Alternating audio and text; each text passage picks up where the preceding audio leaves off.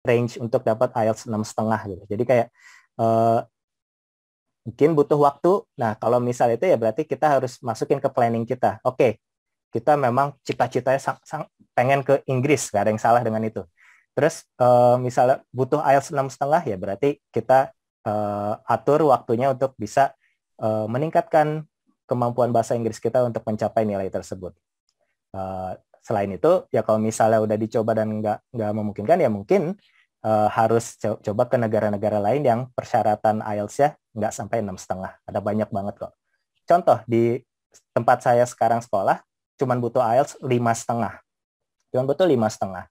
Jadi sama nggak ribet kok apa untuk bisa masuk ke Korea misalnya kayak gitu. Yang pasti andaikan kita pengen IELTS-nya 6,5 gitu ya. Itu tidak bisa instan. Jadi butuh persiapan dan itu masing-masing beda ya.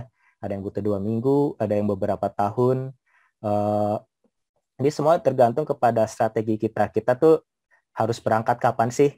Kadang ada batas waktunya. Misal saya sebagai dosen, ada batas waktunya. Waktu itu sejak saya keterima jadi dosen sampai harus berangkat S3, itu 2 tahun. Jangan sampai belum ada kepastian berangkat S3 kapan. Ya, itu kan artinya, oke, saya harus mengambil keputusan. Gitu.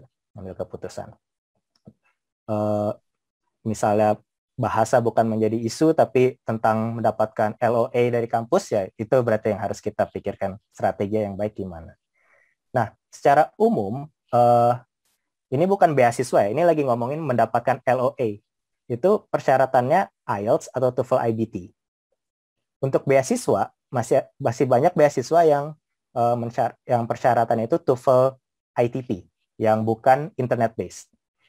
Nah, TOEFL IBT itu yang setara sama IELTS karena tipenya ada listening, reading, writing, sama speaking.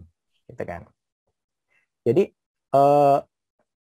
kalau kita bisa punya nilai IELTS atau TOEFL IBT ya 6,5 atau TOEFL IBT-nya mungkin 90-an, itu udah bisa kita pakai untuk macam-macam, untuk kampus ataupun beasiswa mana saja yang kita pengen daftar.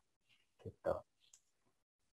Idealnya sih gitu ya, idealnya kita berhasil nih dapat nilai IELTS 6,5.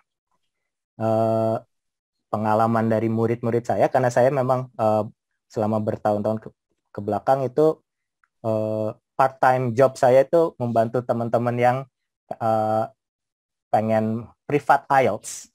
Nah itu susah kalau pengen mencapai ini ketika awalnya tuh belum, kalau nggak fokus. Nah udah pasti ya, kita tuh harus sambil kerja, terus udah atau lagi sekolah, lagi sambil kuliah itu nggak gampang buat kita membagi waktu persiapan IELTS-nya ini. Jadi ketika ada waktu, kita alokasikan waktu, misalnya 3 kali seminggu. Nah, ketika 3 kali seminggu itu tuh harus yang fokus. Dan yang saya pernah juga punya murid yang nilainya biasanya cuma 6, terus tiba-tiba ketika uh, dia ternyata ambil tes, hasil tesnya 7,5. Alhamdulillah banget, itu keren banget. Kenapa bisa gitu? Ternyata dia di 3 minggu terakhir, 2 sampai 3 minggu terakhir sebelum dia tes, dia cuti dulu dari pekerjaannya untuk fokus banget melakukan apa yang udah saya share, tips and tricksnya, terus latihan soal, terus sampai akhirnya IELTS-nya meningkat pesat. Bisa jadi karena di 2-3 minggu terakhir itu yang ketika dia benar-benar udah bisa fokus pikirannya untuk IELTS. Terus IELTS lewat, udah nggak usah mikirin IELTS lagi, ya kan? IELTS itu berlakunya 2 tahun. Misalnya seperti itu. Apapun itu, kita harus mengenali kemampuan bahasa Inggris kita. Sekarang ini levelnya seberapa sih?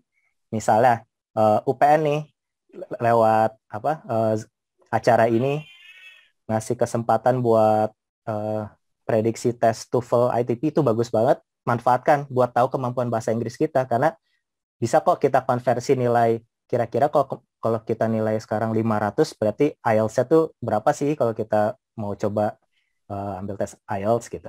Tapi yang pasti nggak bisa langsung ambil tes IELTS ya, harus belajar IELTS dulu gitu.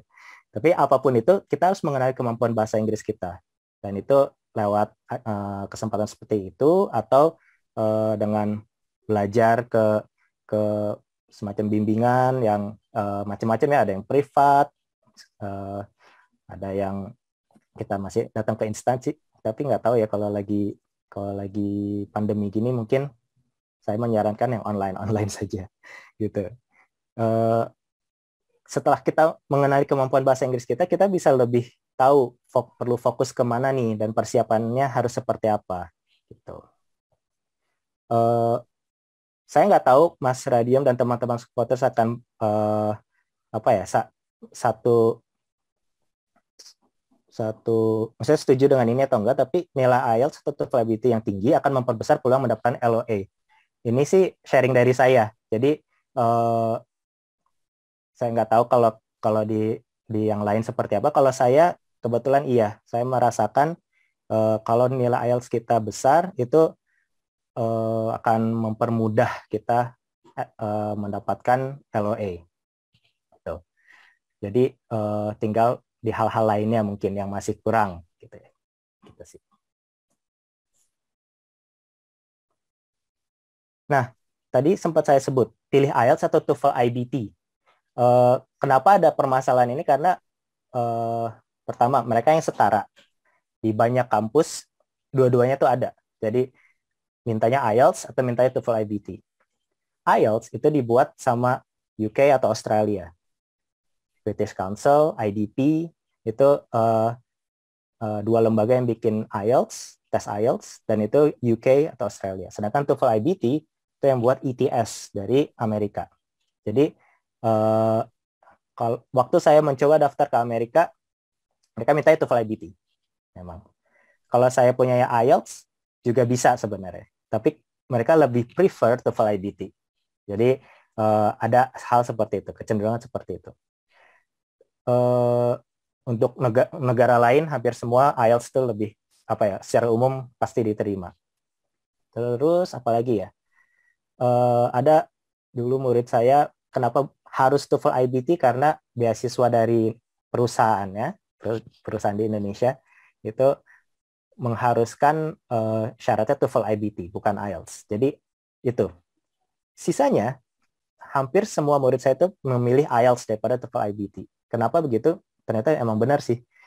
Mayoritas bilang IELTS itu lebih preferable. Bukan berarti lebih gampang ya, tapi lebih nyaman aja sama format tes IELTS daripada TOEFL IBT. TOEFL IBT itu reading sama writing-nya cenderung lebih sulit. Satu, jumlah soalnya lebih banyak, dan walaupun di TOEFL IBT semuanya pilihan ganda, tapi pilihan ganda itu kadang malah justru bikin kita suka ketukar atau terkecoh lebih mudah daripada titik-titik seperti di IELTS. Nah, di IELTS itu ada lebih bervariatif aja gitu tipe soalnya. Jadi mayoritas bilang readingnya TOEFL IBT cenderung lebih sulit. Writing-nya pun demikian. Jadi jumlah kata sebagai syarat minimal yang harus ditulis di essay TOEFL IBT itu lebih besar, 300 kata, 350 kata. Sedangkan kalau di IELTS lebih sedikit, 150 sama 250 kata. Kayak gitu. Waktu untuk mengerjakannya jadinya lebih mepet kalau TOEFL IBT. Itulah kenapa reading sama writing-nya cenderung lebih sulit rasanya.